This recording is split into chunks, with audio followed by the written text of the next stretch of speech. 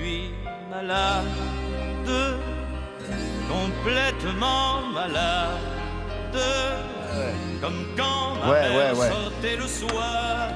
Quand ils ont entendu ça en français, il y a des chercheurs allemands qui se sont réunis, ils se sont dit mais c'est formidable, ça, cette musique est un peu mélancolique, voire même triste, c'est excellent pour le moral. Comment ils sont arrivés à une telle conclusion finalement, ces hommes-là ? Ils ont fait des études avec des volontaires, en fait, et ce sont donc ces scientifiques allemands qui ont étudié les interactions entre la musique et les émotions, et donc entre le cerveau et la musique. Et ils ont voulu comprendre pourquoi les gens aiment écouter, ont besoin d'écouter la musique mélancolique, alors que la tristesse est un sentiment que l'on a tendance naturellement à fuir. Alors ils ont mis en lumière un étrange paradoxe. Les volontaires qui ont écouté, une 50aine de morceaux mélancoliques, tous genres confondus, ont été une majorité à ressentir, alors il y a eu un sentiment positif de nostalgie, un sentiment d'émerveillement et d'apaisement, et d'autres ont même confié que la musique triste stimulait non seulement leur imagination, mais aussi inspirait leur créativité. Oui, mais ça ne rend pas de bonne humeur, forcément. Ça évoque un certain nombre de choses qui sont plutôt tendres, parfois. Ça provoque, ça suscite dans notre cerveau du bien-être. Ça stimule certains neuromédiateurs qui potentialisent notre bonheur et notre bien-être. Et donc, on a soumis cette étude, évidemment, à un neurologue qui a écrit un ouvrage, justement, sur les interactions entre le cerveau et la musique. Et docteur Pierre Lemarquis, Sérénade pour un cerveau musicien, et qui va nous expliquer qu'est-ce qui se joue derrière cette étude et comment c'est possible, justement, que la musique mélancolique nous rende si bien, finalement. On l'écoute.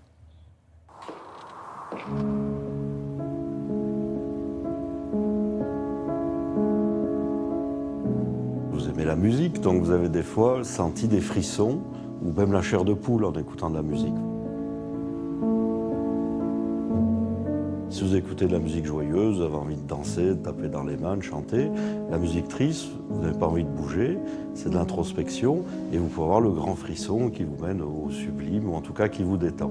Alors le frisson, la chair de poule, c'est lié dans notre cerveau à une sécrétion d'endorphine qui est sécrétée en particulier dans ce centre du plaisir et de la récompense. Donc c'est parce que la musique est belle qu'elle va vous faire du bien. Elle est triste, mais elle est belle, et c'est sa beauté qui vous fait sécréter cette substance qui va vous détendre.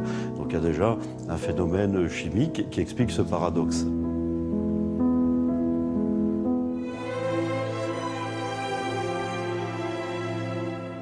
Les gens qui écoutent la musique triste peuvent souvent être tristes au départ, et puis ça va évoquer plus de la nostalgie que de la tristesse. Vous voyez, la tristesse vient qu'en troisième position dans l'étude, c'est de la nostalgie. Et nostalgie, c'est un sentiment mixte, mais qui à la fin est positif. C'est le souvenir des belles choses. Et quand vous vous souvenez des belles choses, elles reviennent.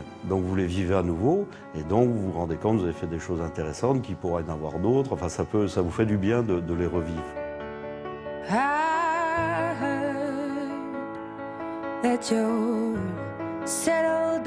Les gens qui sont portés vers la musique triste, ils peuvent être tristes, mais c'est souvent des gens très empathiques. Vous savez, quand vous êtes face à un morceau de musique, le morceau de musique, il vient dans votre tête, il l'habite, vous vous transformez dans ce morceau de musique. Il y a un va-et-vient permanent entre le morceau de musique et vous.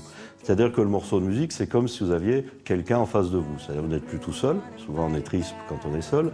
Il y a quelqu'un, il a une petite voix douce, donc il vous console, il y a de la tendresse. C'est comme si vous aviez retrouvé quelqu'un qui vous comprend et qui prend un peu de votre chagrin pour lui.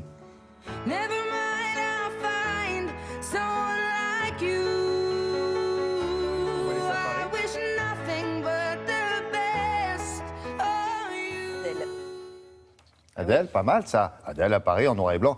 Moralité, la tristesse, c'est une émotion, je ne sais pas, assez utile. Elle est bonne, la tristesse, elle est utile au même titre que les autres émotions chez l'être humain. On en a besoin de ces émotions, et la tristesse, en l'occurrence, elle fait sécréter donc des molécules antidouleurs.